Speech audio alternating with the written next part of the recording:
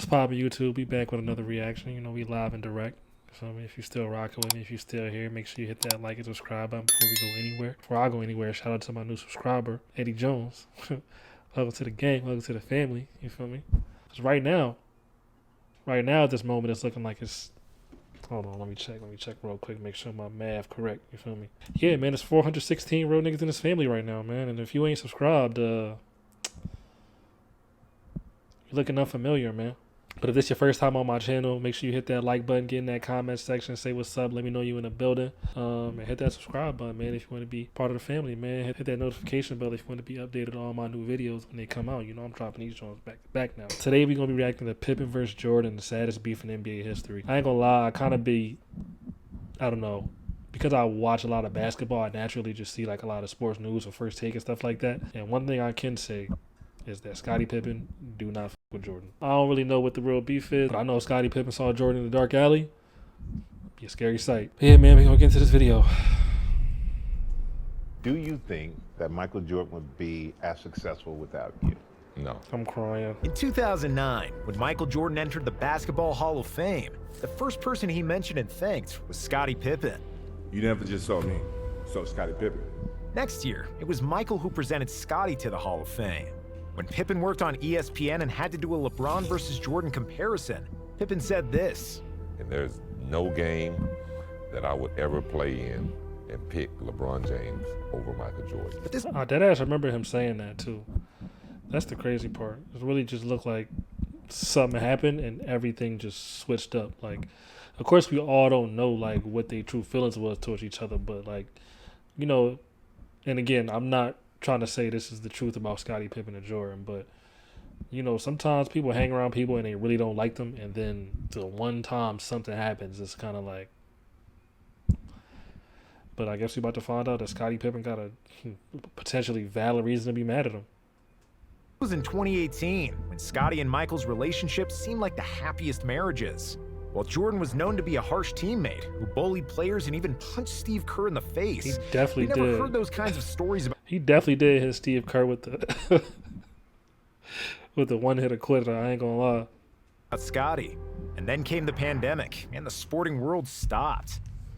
He has just tweeted within the past 2 minutes that the NBA is suspending the season. I remember this actually. Deprived of anything to cheer for, Netflix offered a 10-episode salvation for all sports fans. Oh, I remember this, The Last Dance. Nah, The Last Dance was crazy. When that came out, I dead watched all 10 episodes, like pretty much the first day. I gotta stop binge watching stuff, because now it ain't nothing to watch.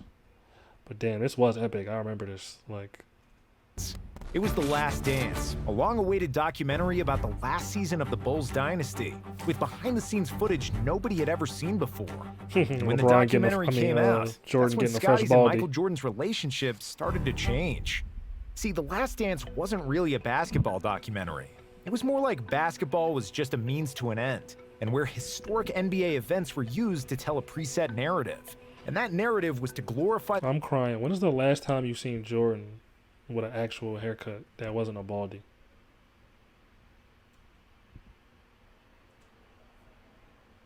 It was more like basketball was just a means to an end, and where historic NBA events were used to tell a preset narrative. And that narrative was.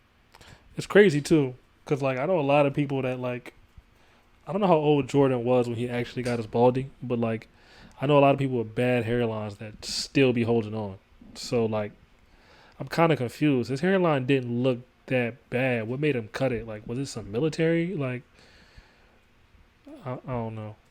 Glorify the cult of Michael Jordan and his place as the basketball GOAT. The Last Dance presented back. Like, NBA players usually be getting a super low cut, like how Chris Paul and Kobe begin, but Jordan just went straight up bald. Like, basketball in a way that can be understood by non-basketball fans and casuals. It was directed in a way that puts an individual over a team, which is not surprising, considering that director Jason Hare needed Jordan's approval to make the film, and that Jordan's presence in the film was conditioned by his control over the content. The Last Dance minimized the roles of Jordan's teammates, not properly explaining that MJ had by far the best supporting cast in the NBA.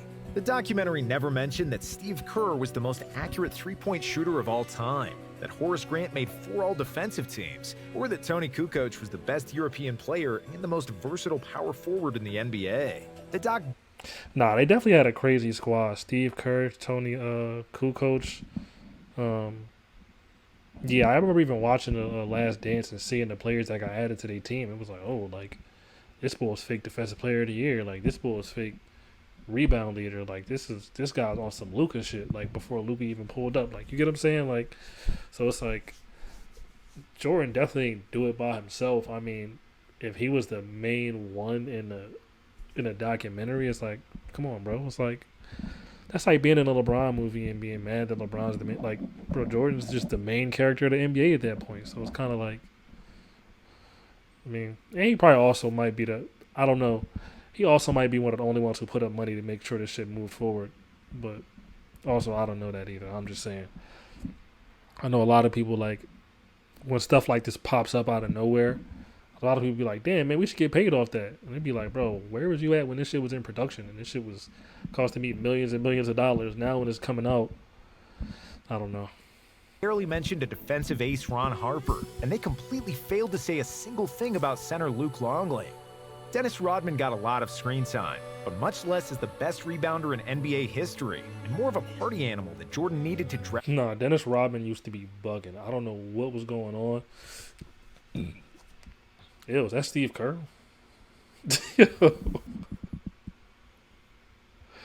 Yo. But but much less as the best rebounder in NBA history, and more of a... Like, bro, what was this, bro?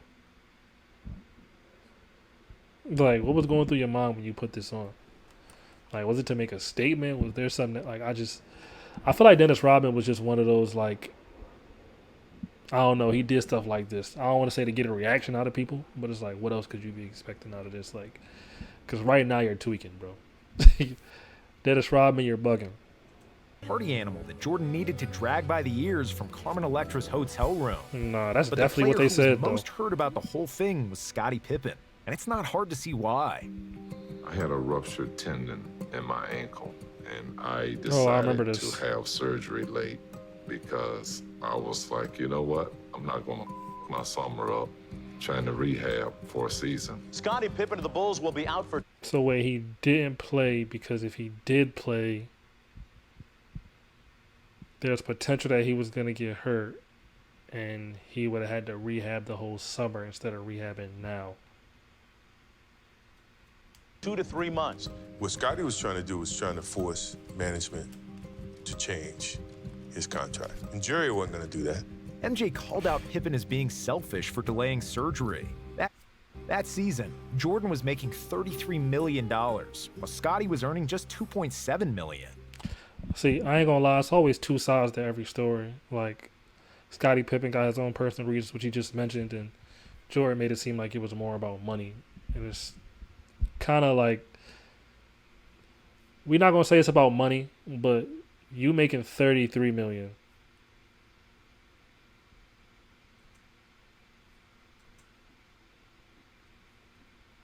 While Scottie was earning just $2.7 million. And him making $2.7 million. He was earning just $2.7. My fault.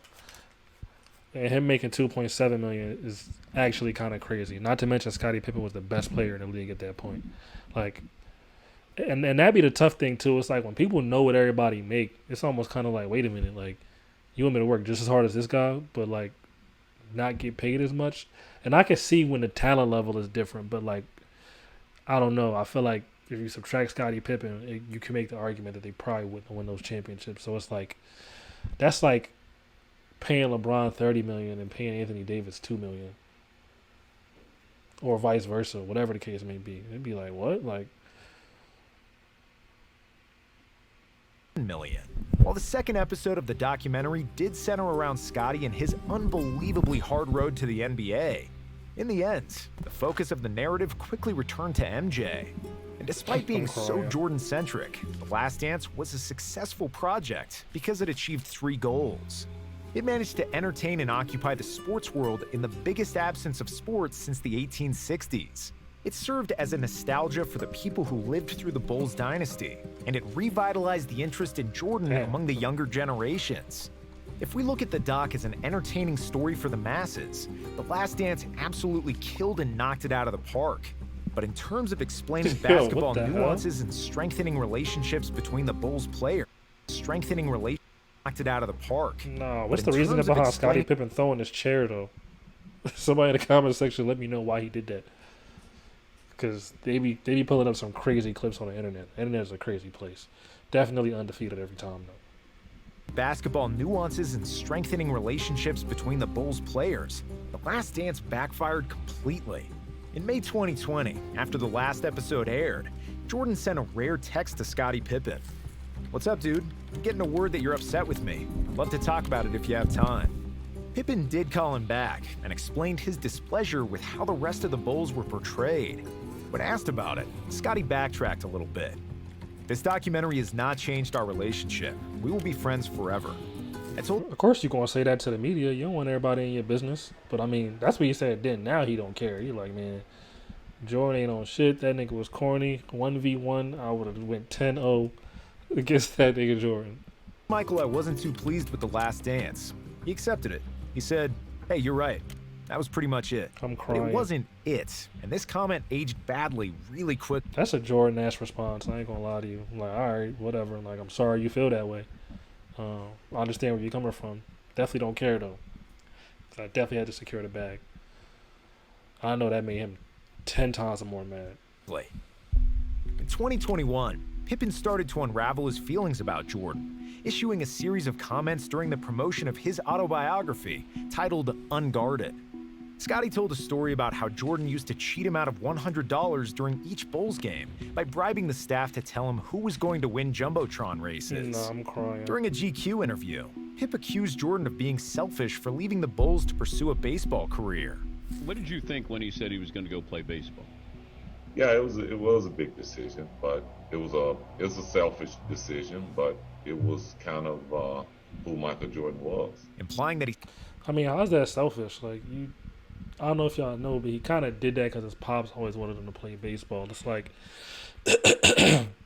for you to say he did that for a selfish reason would mean that and again, we can't weigh what things mean to people or how stuff affects people because rehabbing is a whole other battle in itself. But it's like, everybody do stuff for their own reasons. So it's like, if he's selfish, then you're selfish because the team needed you just like y'all needed him. So it's like, spent too much time grieving the death of his father. Scottie also downplayed that's Jordan's actually flu wild game, to say. saying that he didn't receive any praise for playing the 1998 finals with a herniated disc. Nah, you can tell Scottie Pippen is hating on this nigga. I'm gonna say, wait a minute. So when that nigga did it, y'all made it seem like he was Super Saiyan Blue Goku. I did the same thing. Nobody said nothing. All right, man.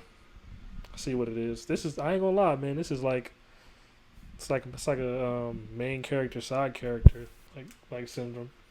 Like, you know how in Game of Thrones the secondborn be and shit, always in the shadow of the firstborn. I know just probably the Game of Thrones reference probably don't got no place here, but I'm just saying, shit is kind of crazy. But the biggest criticism about Jordan the player was when Pippen said that the Bulls didn't win 6 rings because of MJ. Oh, they won 6 rings. Why did I say 5? In spite of him. Seeing again how poorly Micheal treated his teammates, I cringed, as I did back then. We didn't win 6 championships because he was tough with the guys. We won in spite of his bullying. We won because we played team basketball, which hadn't been the case my first 2 seasons when Doug Collins was our coach. In his book, Scottie... I mean, no duh, though. What rookie comes into the league not trying to shoot 25 shots a game? Especially when you on a team that's going nowhere fast. Like, the rookie's about to get his until they start bringing in more pieces to build around a team, and then it's going to turn more into team basketball. But, like, I don't know who was on the team at that time, so, you feel me? Don't quote me on this, but if it's Jordan and a bunch of people I can't even think of, what do you think is about to happen? If the number 1 pick right now, right, goes on the worst team in the NBA, you think he's not about to be...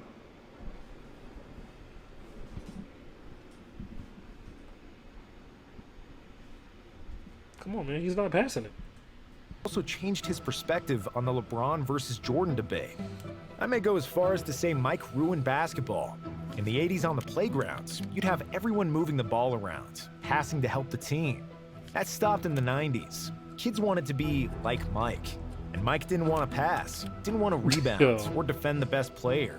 But how did y'all win a championship if he didn't do any of this?